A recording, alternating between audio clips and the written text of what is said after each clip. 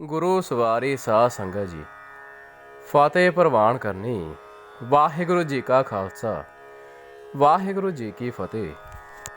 ਪ੍ਰਸੰਗ ਚੱਲ ਰਿਹਾ ਸੀ ਦੇਵੀ ਅਤੇ ਦੇਵਤਿਆਂ ਦਾ। ਆਓ ਅੱਗੋਂ ਫਿਰ ਸ਼ੁਰੂ ਕਰੀਏ। ਹਿੰਦੂ ਦਾ ਸਵਾਲ। ਸਿੱਖਾਂ ਦਾ ਨਿਤ ਅਰਦਾਸ ਵੇਲੇ ਇਹ ਪੜ੍ਹਨਾ ਕਿ ਪ੍ਰਥਮ ਭਗਉਤੀ ਸਿਮਰ ਕੈ ਸਾਫ਼ ਸਿੱਧ ਕਰਦਾ ਹੈ ਕਿ ਖਾਲਸਾ ਧਰਮ ਵਿੱਚ ਦੇਵੀ ਉਪਾਸਨਾ ਹੈ। ਅਸਲ ਵਿੱਚ ਭਗਉਤੀ ਪਦ ਸੰਸਕ੍ਰਿਤ ਭਗਵਤੀ ਹੈ, ਜਿਸ ਦਾ ਅਰਥ ਦੇਵੀ ਹੈ। ਗੁਰੂ ਗੋਬਿੰਦ ਸਿੰਘ ਜੀ ਫਾਰਸੀ ਅੱਖਰਾਂ ਵਿੱਚ ਆਪਣੀ ਕਵਿਤਾ ਲਿਖਿਆ ਕਰਦੇ ਸੇ, ਸੋ ਭਗਵਤੀ ਔਰ ਭਗਉਤੀ ਇੱਕੋ ਪੜ੍ਹਿਆ ਜਾਂਦਾ ਹੈ। ਗੁਰਮੁਖੀ ਲਿਖਾਰੀਆਂ ਨੇ ਅਸਲ ਸ਼ੁੱਧ ਪਾਠ ਸਮਝੇ ਬਿਨਾਂ ਭਗਵਤੀ ਦੇ ਥਾਂ ਭਗਉਤੀ ਲਿਖ ਦਿੱਤਾ ਹੈ। ਇਹ ਹਿੰਦੂ ਦਾ ਸਵਾਲ ਹੈ। ਸਿੱਖ ਦਾ ਜਵਾਬ। ਭਗਉਤੀ ਪਦ ਪਰ ਗੁਰਮਤਿ ਸੁਧਾਕਰ ਵਿੱਚ ਕਾਫੀ ਚਰਚਾ ਕੀਤੀ ਗਈ ਹੈ। ਆਪ ਉਸ ਨੂੰ ਦੇਖ ਕੇ ਸੰਸਾ ਮਿਟਾ ਸਕਦੇ ਹੋ, ਪਰ ਅਸੀਂ ਆਪ ਨੂੰ 2-4 ਪ੍ਰਸ਼ਨ ਕਰਦੇ ਹਾਂ, ਜਿਨ੍ਹਾਂ ਤੋਂ ਆਪ ਦੀ ਤਸੱਲੀ ਹੋ ਜਾਵੇਗੀ। ਪਹਿਲਾ, ਚੰਡੇ ਦੀ ਵਾਰ ਵਿੱਚ ਪਾਠ ਹੈ। ਲਈ ਭਗਉਤੀ ਦੁਰਗ ਸ਼ਾਹ ਵਰ ਜਾਗਣ ਭਾਰੀ, ਲਾਈ ਰਾਜੇ ਸੁੰਭ ਨੂੰ ਰਤ ਪੀਏ ਪਿਆਰੀ, ਵਾਰ ਚੰਡੀ ਪਾਤਸ਼ਾਹੀ 10ਵੀਂ। ਕੀ ਇਸ ਦਾ ਭਾਵ ਇਹ ਹੈ ਕਿ ਦੁਰਗਾ ਨੇ ਭਗਵਤੀ ਜਾਂ ਦੇਵੀ ਫੜ ਕੇ ਰਾਜੇ ਸੁੰਭ ਦੇ ਸਿਰ ਵਿੱਚ ਮਾਰੀ, ਜਿਸ ਨੇ ਉਸ ਦਾ ਲਹੂ ਚੱਖਿਆ? ਦੂਜਾ, ਕੀ ਗੁਰੂ ਅਰਜਨ ਦੇਵ ਜੀ ਵੀ ਫਾਰਸੀ ਅੱਖਰਾਂ ਵਿੱਚ ਸ਼ਬਦ ਲਿਖਿਆ ਕਰਦੇ ਸੇ, ਜਿਨ੍ਹਾਂ ਦੀ ਨਕਲ ਕਰਨ ਵੇਲੇ ਭਾਈ ਗੁਰਦਾਸ ਜੀ ਧੋਖਾ ਖਾ ਗਏ? ਦੇਖੋ ਸੁਖਮਨੀ ਸਾਹਿਬ ਦਾ ਪਾਠ। ਭਗਉਤੀ ਭਗਵੰਤ ਭਗਤ ਕਾ ਰੰਗ, ਸਗਲ ਤਿਆਗੈ ਦੁਸ਼ਟ ਕਾ ਸੰਗ, ਸਾਧ ਸੰਗ ਪਾਪਾ ਮਲ ਖੋਵੈ, ਤਿਸ ਭਗਉਤੀ ਕੀ ਮਤ ਊਤਮ ਹੋਵੈ, ਹਰ ਕੇ ਚਰਨ ਹਿਰਦੈ ਬਸਾਵੈ, ਨਾਨਕ ਐਸਾ ਭਗਉਤੀ ਭਗਵੰਤ ਕੋ ਪਾਵੈ। ਗੌੜੀ ਸੁਖਮਨੀ ਮਹੱਲਾ 5ਵਾਂ, ਅੰਗ 274। ਕਿਉਂ ਸਾਹਿਬ, ਇਹ ਭਗਉਤੀ ਹੈ ਜਾਂ ਭਗਵਤੀ? ਔਰ ਇਸਤਰੀ ਲਿੰਗ ਹੈ ਜਾਂ ਪੁਲਿੰਗ? ਤੀਜੇ, ਭਗਉਤੀ ਸਤੋਤਰ ਔਰ ਭਾਈ ਗੁਰਦਾਸ ਜੀ ਦੀ ਬਾਣੀ ਵਿੱਚ ਲਿਖਿਆ ਹੈ, ਨਮੋ ਸ੍ਰੀ ਭਗਉਤੀ ਬਡਾਲੀ ਸਰੋਹੀ ਭਗਉਤੀ ਸਤੋਤਰ। ਕੀ ਭਗਵਤੀ ਜਾਂ ਦੇਵੀ ਨੂੰ ਸਾਣ ਪਰ ਬਾੜ ਚੜਾਇਆ ਜਾਂਦਾ ਹੈ? ਨਾਉ ਭਗਉਤੀ ਲੋਹ ਕਢਾਇਆ, ਵਾਰ ਭਾਈ ਗੁਰਦਾਸ। ਔਰ ਕੀ ਉਹ ਲੋਹੇ ਦੀ ਘੜੀ ਹੋਈ ਹੈ? ਸੋ ਮੇਰੇ ਪ੍ਰੇਮੀ ਹਿੰਦੂ ਜੀ, ਦਬਿਸਤਾਨ ਮਜ਼ਾਹਬ ਦੇ ਕਰਤਾ ਨੇ ਇੱਕ ਅੱਖੀਂ ਦੇਖਿਆ ਪ੍ਰਸੰਗ ਦੇਵੀ ਦਾ ਲਿਖਿਆ ਹੈ, ਜਿਸ ਤੋਂ ਗੁਰਸਿੱਖਾਂ ਵਿੱਚ ਦੇਵੀ ਦੇ ਸਨਮਾਨ ਦੀ ਅਸਲੀਅਤ ਪ੍ਰਗਟ ਹੁੰਦੀ ਹੈ। ਧਿਆਨ ਦੇ ਕੇ ਸੁਣੀਏ। ਗੁਰੂ ਹਰਗੋਬਿੰਦ ਜੀ ਕੀਰਤਪੁਰ ਪਹੁੰਚੇ, ਜੋ ਰਾਜਾ ਤਾਰਾ ਚੰਦ ਦੀ ਰਾਜਧਾਨੀ ਵਿੱਚ ਸੀ।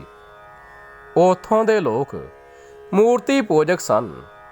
ਪਹਾੜ ਦੇ ਸਿਰ ਪਰ ਇੱਕ ਨੈਣਾ ਦੇਵੀ ਦਾ ਮੰਦਰ ਸੀ, ਜਿਸ ਨੂੰ ਪੂਜਣ ਲਈ ਆਸ-ਪਾਸ ਦੇ ਲੋਕ ਆਇਆ ਕਰਦੇ ਸਨ।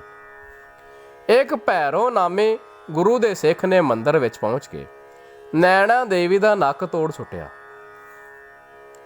ਗੁਰੂ ਸਾਹਿਬ ਨੇ ਸਿੱਖ ਦੇ ਇਸ ਕਰਮ ਨੂੰ ਸੱਭਿਅਤਾ ਦਾ ਨਹੀਂ ਸਮਝਿਆ, ਪਰ ਇਸ ਪ੍ਰਸੰਗ ਤੋਂ ਸਿੱਖਾਂ ਵਿੱਚ ਮੂਰਤੀ ਪੂਜਾ ਸੰਬੰਧੀ ਖਿਆਲ ਪ੍ਰਗਟ ਹੋ ਜਾਂਦਾ ਹੈ। ਇਸ ਗੱਲ ਦੀ ਚਰਚਾ ਸਾਰੇ ਫੈਲ ਗਈ। ਪਹਾੜੀ ਰਾਜਿਆਂ ਨੇ ਗੁਰੂ ਸਾਹਿਬ ਪਾਸ ਪਹੁੰਚ ਕੇ ਸਿੱਖ ਦੀ ਸ਼ਿਕਾਇਤ ਕੀਤੀ। ਗੁਰੂ ਸਾਹਿਬ ਨੇ ਭੈਰੋਂ ਸਿੱਖ ਨੂੰ ਰਾਜਿਆਂ ਦੇ ਸਾਹਮਣੇ ਬੁਲਾ ਕੇ ਪੁੱਛਿਆ, ਤਾਂ ਉਸ ਨੇ ਆਖਿਆ ਕਿ ਦੇਵੀ ਤੋਂ ਪੁੱਛਣਾ ਚਾਹੀਦਾ ਹੈ ਕਿ ਉਸ ਦਾ ਨੱਕ ਕਿਸ ਨੇ ਤੋੜਿਆ ਹੈ। ਇਸ ਪਰ ਰਾਜਾ ਨੇ ਭੈਰੋਂ ਨੂੰ ਆਖਿਆ ਕਿ ਹੇ ਮੂਰਖ, ਕਦੇ ਦੇਵੀ ਵੀ ਗੱਲਾਂ ਕਰ ਸਕਦੀ ਹੈ? ਭੈਰੋ ਨੇ ਹੱਸ ਕੇ ਜਵਾਬ ਦਿੱਤਾ ਕਿ ਜੋ ਦੇਵੀ ਬੋਲ ਨਹੀਂ ਸਕਦੀ ਔਰ ਆਪਣੇ ਅੰਗਾਂ ਨੂੰ ਨਹੀਂ ਬਚਾ ਸਕਦੀ, ਤੁਸੀਂ ਉਸ ਤੋਂ ਨੇਕੀ ਦੀ ਕੀ ਉਮੀਦ ਰੱਖਦੇ ਹੋ? ਇਸ ਗੱਲ ਨੂੰ ਸੁਣ ਕੇ ਸਾਰੇ ਰਾਜੇ ਚੁੱਪ ਹੋ ਗਏ।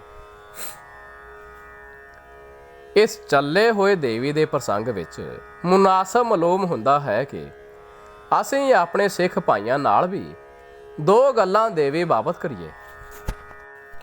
ਪਿਆਰੇ ਗੁਰੂ ਨਾਨਕ ਪੰਥੀਓ, ਸਭ ਤੋਂ ਪਹਿਲਾਂ ਆਪ ਇਹ ਵਿਚਾਰੋ ਕਿ ਦੇਵੀ ਕੌਣ ਹੋਈ ਹੈ ਔਰ ਉਸ ਨੇ ਸੰਸਾਰ ਦਾ ਕੀ ਉਪਕਾਰ ਕੀਤਾ ਹੈ। ਪੁਰਾਣਾ ਤੋਂ ਤਾਂ ਇਹੀ ਪਤਾ ਲੱਗਦਾ ਹੈ ਕਿ ਉਹ ਹਿਮਾਲਿਆ ਦੀ ਬੇਟੀ ਸੀ ਪਰ ਸ਼ਿਵ ਜੀ ਨੂੰ ਵਿਆਹੀ ਗਈ ਸੀ। ਇਸੇ ਵਾਸਤੇ ਉਸ ਦੇ ਨਾਂ ਪਾਰਵਤੀ, ਗਿਰਜਾ ਔਰ ਸ਼ਿਵਾ ਆਦਿ ਹਨ। ਉਸ ਨੇ ਦੇਵਤਿਆਂ ਦੀ ਹਮਾਇਤ ਵਿੱਚ ਦੈਂਤਾਂ ਨਾਲ ਯੁੱਧ ਕੀਤਾ ਔਰ ਇੰਦਰ ਨੂੰ ਕਈ ਵੇਰ ਰਾਜ ਗੱਦੀ ਮੁੜ ਦਵਾ ਦਿੱਤੀ। ਔਰ ਇੰਦਰ ਉਹ ਦੇਵਤਾ ਹੈ ਜੋ ਸਾਰਾ ਦਿਨ ਅਪਸਰਾ ਦਾ ਨਾਚ ਔਰ ਤਮਾਸ਼ਾ ਦੇਖਦਾ ਹੋਇਆ ਐਸ਼ ਆਰਾਮ ਵਿੱਚ ਸਮਾਂ ਬਿਤਾਉਂਦਾ ਹੈ। ਔਰ ਪੁਰਾਣਾ ਤੋਂ ਪਤਾ ਲੱਗਦਾ ਹੈ ਕਿ ਕੋਈ ਰਿਸ਼ੀ ਐਸਾ ਨਹੀਂ ਜਿਸ ਦੇ ਭਜਨ ਔਰ ਤਪ ਵਿੱਚ ਵਿਘਨ ਪਾਉਣ ਵਾਸਤੇ ਇੰਦਰ ਨੇ ਲੁੱਚੀਆਂ ਤੀਵੀਆਂ ਨਾ ਭੇਜੀਆਂ ਹੋਣ। ਔਰ ਉਹ ਖੁਦ ਰਿਸ਼ੀਆਂ ਦੀਆਂ ਇਸਤਰੀਆਂ ਨਾਲ ਵਿਵਚਾਰ ਕਰਦਾ ਰਿਹਾ ਹੈ, ਜਿਹਾ ਕਿ ਅਹਿਲਿਆ ਦੀ ਕਥਾ ਹੈ। ਐਸੇ ਵਿਵਚਾਰੀ ਔਰ ਕੁਕਰਮੀ ਦੀ ਸਹਾਇਤਾ ਕਰਕੇ ਦੇਵੀ ਨੇ ਜਗਤ ਨੂੰ ਕੀ ਸੁੱਖ ਦਿੱਤਾ ਔਰ ਇੰਦਰ ਨੇ ਰਾਜ ਲੈ ਕੇ ਸੰਸਾਰ ਦਾ ਕਿਹੜਾ ਸੁਧਾਰ ਕੀਤਾ। ਨੈਣਾ ਦੇਵੀ, ਜਵਾਲਾਮੁਖੀ ਆਦਿਕ ਜੋ ਅਸਥਾਨ ਹਨ, ਇਹਨਾਂ ਦਾ ਪ੍ਰਸੰਗ ਐਉਂ ਹੈ ਕਿ ਦਕਸ਼ ਦੇ ਯੱਗ ਵਿੱਚ ਉਸ ਦੀ ਬੇਟੀ ਸਤੀ ਬਿਨਾਂ ਬੁਲਾਏ ਚਲੀ ਗਈ ਔਰ ਉਸ ਨੇ ਯੱਗ ਵਿੱਚ ਆਪਣੇ ਪਤੀ ਸ਼ਿਵ ਦਾ ਹਿੱਸਾ ਕੱਢਿਆ ਹੋਇਆ ਨਾ ਦੇਖ ਕੇ ਕ੍ਰੋਧ ਵਿੱਚ ਆ ਕੇ ਹਵਨ ਕੁੰਡ ਵਿੱਚ ਛਾਲ ਮਾਰੀ। ਖਬਰ ਹੋਣ ਤੋਂ ਵੀਰਭੱਦਰ ਅਥਵਾ ਸ਼ਿਵ ਜੀ ਨੇ ਆ ਕੇ ਦਗਦ ਹੁੰਦੀ ਸਤੀ ਨੂੰ ਤ੍ਰਿਸ਼ੂਲ ਪਰ ਜ਼ੋਰ ਨਾਲ ਝਟਕਾ ਮਾਰ ਕੇ ਚੁੱਕਿਆ। ਉਸ ਵੇਲੇ ਸਤੀ ਦੇ ਅੰਗ ਬਿਖਰ ਕੇ ਜਿੱਥੇ ਜਿੱਥੇ ਡਿੱਗੇ ਉਹੀ ਪੂਜਿਆ ਸਥਾਨ ਬਣ ਗਏ। ਜਿੱਥੇ ਅੱਖਾਂ ਡਿੱਗੀਆਂ ਉਥੇ ਨੈਣਾ ਦੇਵੀ, ਜਿੱਥੇ ਜੀਭ ਡਿੱਗੀ ਉਥੇ ਜਵਾਲਾਮੁਖੀ। ਇਸੇ ਤਰ੍ਹਾਂ ਹੋਰ ਅੰਗਾਂ ਤੋਂ ਅਨੇਕਾਂ ਹੀ ਅਸਥਾਨ ਬਣੇ। ਇਹਨਾਂ ਪ੍ਰਸੰਗਾਂ ਤੋਂ ਜੇ ਇਹ ਉਪਦੇਸ਼ ਲਿਆ ਜਾਵੇ ਕਿ ਇਸਤਰੀ ਨੂੰ ਵੀ ਯੁੱਧ ਵਿਦਿਆ ਵਿੱਚ ਨਿਪੁੰਨ ਹੋਣਾ ਲੋੜੀਏ ਔਰ ਆਪਣੇ ਪਤੀ ਦਾ ਸਨਮਾਨ ਪੁਰਾਣਾ ਤੋਂ ਵੀ ਵੱਧ ਕੇ ਕਰਨਾ ਚਾਹੀਏ, ਤਾਂ ਬੇਸ਼ੱਕ ਚੰਗਾ ਹੈ। ਪਰ ਇਸ ਤੋਂ ਛੁੱਟ ਹੋਰ ਕੋਈ ਲਾਭਦਾਇਕ ਗੱਲ ਨਹੀਂ। ਕਈ ਮੰਤਕੀ ਇਹ ਆਖਦੇ ਹਨ ਕਿ ਅਸੀਂ ਹਿਮਾਲਿਆ ਦੀ ਬੇਟੀ ਅਥਵਾ ਅਸ਼ਟਭੁਜੀ ਭੁਜੀ ਆਦਿਕ ਸਰੂਪ ਵਾਲੀ ਦੇਵੀ ਨੂੰ ਨਹੀਂ ਪੂਜਦੇ। ਅਸੀਂ ਤਾਂ ਅਕਾਲ ਪੁਰਖ ਦੀ ਜੋ ਸ਼ਕਤੀ ਹੈ ਉਸ ਨੂੰ ਮੰਨਦੇ ਹਾਂ। ਉਹਨਾਂ ਪ੍ਰਤੀ ਅਸੀਂ ਇਹ ਸ਼ੰਕਾ ਕਰਦੇ ਹਾਂ ਕਿ ਅਕਾਲ ਪੁਰਖ ਦੀ ਸ਼ਕਤੀ ਉਸ ਤੋਂ ਭਿੰਨ ਹੈ ਜਾਂ ਅਭਿੰਨ, ਜੜ ਹੈ ਅਥਵਾ ਚੇਤਨ, ਔਰ ਅਨਿਤ ਹੈ ਜਾਂ ਨਿਤ। ਜੇ ਦੇਵੀ ਅਕਾਲ ਤੋਂ ਭਿੰਨ, ਚੇਤਨ ਔਰ ਨਿਤ ਤੁਸੀਂ ਮੰਨਦੇ ਹੋ ਔਰ ਉਸ ਨੂੰ ਪੂਜਦੇ ਹੋ, ਤਾਂ ਨਿਸ਼ਚਾ ਕਰੋ ਕਿ ਗੁਰੂ ਸਾਹਿਬ ਨੇ ਜੋ ਓਅੰਕਾਰ ਦੇ ਆਦਿ ਵਿੱਚ ਏਕਾ ਲਾਇਆ ਹੈ, ਤੁਸੀਂ ਉਸ ਉੱਪਰ ਹੜਤਾਲ ਫੇਰਨ ਦੇ ਫਿਕਰ ਵਿੱਚ ਹੋ ਔਰ ਸਿੱਖੀ ਤੋਂ ਪਤਤ ਹੋ।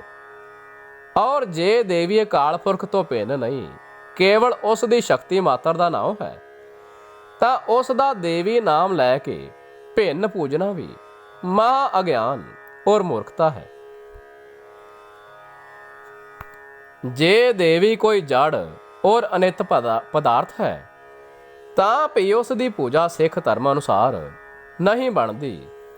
ਸਿਧਾਂਤ ਇਹ ਹੈ ਕਿ ਕਿਸੇ ਤਰ੍ਹਾਂ ਵੀ ਦੇਵੀ ਦੀ ਪੂਜਾ ਸਿੱਖ ਧਰਮ ਵਿੱਚ ਯੋਗ ਸਿੱਧ ਨਹੀਂ ਹੋ ਸਕਦੀ।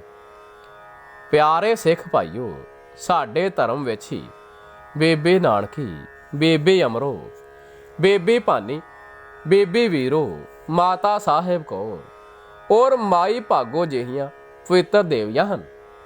ਆਪ ਉਹਨਾਂ ਦੇ ਜੀਵਨ ਚਰਿੱਤਰਾਂ ਨੂੰ ਪੜ੍ਹੋ ਔਰ ਉਹਨਾਂ ਦੇ ਉਪਕਾਰਾਂ ਨੂੰ ਯਾਦ ਕਰਕੇ ਉਹਨਾਂ ਦੇ ਪੂਰਨਿਆਂ ਪਰ ਤੁਰੋ ਔਰ ਆਪਣੀਆਂ ਪੁੱਤਰੀਆਂ ਨੂੰ ਉਹਨਾਂ ਜਿਹੇ ਗੁਣ ਧਾਰਨ ਕਰਨ ਦੀ ਸਿੱਖਿਆ ਦਿਓ,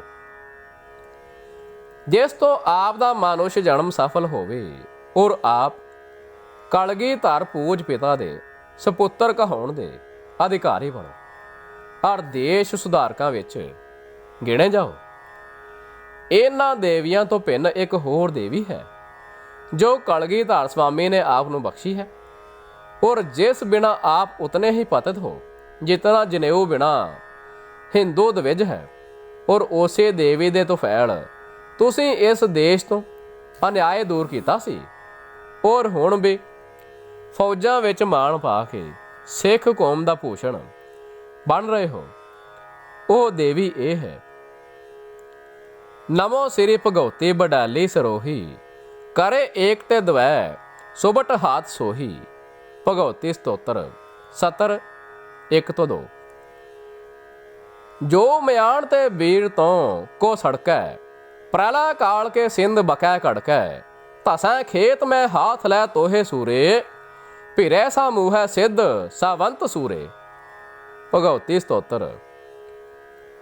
ਸੋ ਪਿਆਰੇ ਭਾਈਓ, ਇਹਨਾਂ ਪਵਿੱਤਰ ਦੇਵੀਆਂ ਤੋਂ ਬੇਮੁਖ ਹੋ ਕੇ ਜਿਤਨਾ ਧਨ ਆਪ ਨੇ ਅੱਜ ਤੋੜੀ ਲਹੂ ਪੀਣੀਆਂ ਕਲਪਤ ਦੇਵੀਆਂ ਨੂੰ ਅਰਪਿਆ ਹੈ, ਜੇ ਕਿਤੇ ਉਤਨਾ ਆਪਣੀਆਂ ਸਪੁੱਤਰੀਆਂ ਦੇ ਸੁਧਾਰ ਵਾਸਤੇ ਖਰਚ ਕਰਦੇ ਤਾਂ ਅੱਜ ਘਰ ਘਰ ਦੇਵੀਆਂ ਨਜ਼ਰ ਪੈਂਦੀਆਂ, ਔਰ ਸਿੱਖ ਕੌਮ ਦਾ ਨਾਮ ਦੇਸ਼ ਦੇ ਸ਼ਾਂਤਰਾਂ ਵਿੱਚ ਸੂਰਜ ਦੀ ਤਰ੍ਹਾਂ ਪ੍ਰਕਾਸ਼ਿਤ ਹੁੰਦਾ, ਔਰ ਆਉਣ ਵਾਲੀ ਸੰਤਾਨ ਆਪ ਦੇ ਗੁਣ ਗਾਉਂਦੀ ਹੋਈ ਕਿਰਤੱਗਿਆ ਔਰ ਕਿਰਤਾਰਥ ਹੁੰਦੀ। ਅਜੇ ਵੀ ਸਮਾਂ ਹੈ, ਜੇ ਆਪ ਆਪਣੀ ਕੌਮ ਤਥਾ ਦੇਸ਼ ਦੀ ਉੱਨਤੀ ਚਾਹੁੰਦੇ ਹੋ ਤਦ ਉੱਤਮ ਵਿਦਿਆਲੇ ਖੋਲ੍ਹ ਕੇ ਜਿਨ੍ਹਾਂ ਵਿੱਚ ਕੌਮੀ ਜੋਵਨ ਉਤਪੰਨ ਕੀਤਾ ਜਾਵੇ, ਧਰਮਵਾਨ, ਬਲਵਾਨ ਔਰ ਪ੍ਰਤਾਪਵਾਨ ਦੇਵੀਆਂ ਉਤਪੰਨ ਕਰੋ, ਜਿਸ ਤੋਂ ਆਪ ਦੀ ਦੇਵੀ ਸੰਤਾਨ ਸਤਿਗੁਰ ਨਾਨਕ ਦੇਵ ਜੀ ਦੀ ਸਿੱਖਿਆ ਦੇ ਆਸਰੇ ਘੋਰ ਕਲ ਕਾਲ ਨੂੰ ਸਤਿਯੁਗ ਵਿੱਚ ਪਲਟ ਦੇਵੇ। ਸੋ ਗੁਰੂ ਪਿਆਰੀ, ਗੁਰੂ ਸਵਾਰੀ, ਸਾਧ ਸੰਗਤ ਜੀ, ਇਹ ਪ੍ਰਸੰਗ ਅੱਜ ਆਪਾਂ ਇੱਥੇ ਹੀ ਸਮਾਪਤ ਕਰਦੇ ਹਾਂ। ਕੱਲ ਸ਼ੁਰੂ ਕਰਾਂਗੇ ਮੂਰਤੀ ਪੂਜਾ ਬਾਬਤ ਪ੍ਰਸੰਗ।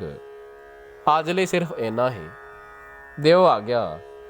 ਵਾਹਿਗੁਰੂ ਜੀ ਕਾ ਖਾਲਸਾ, ਵਾਹਿਗੁਰੂ ਜੀ ਕੀ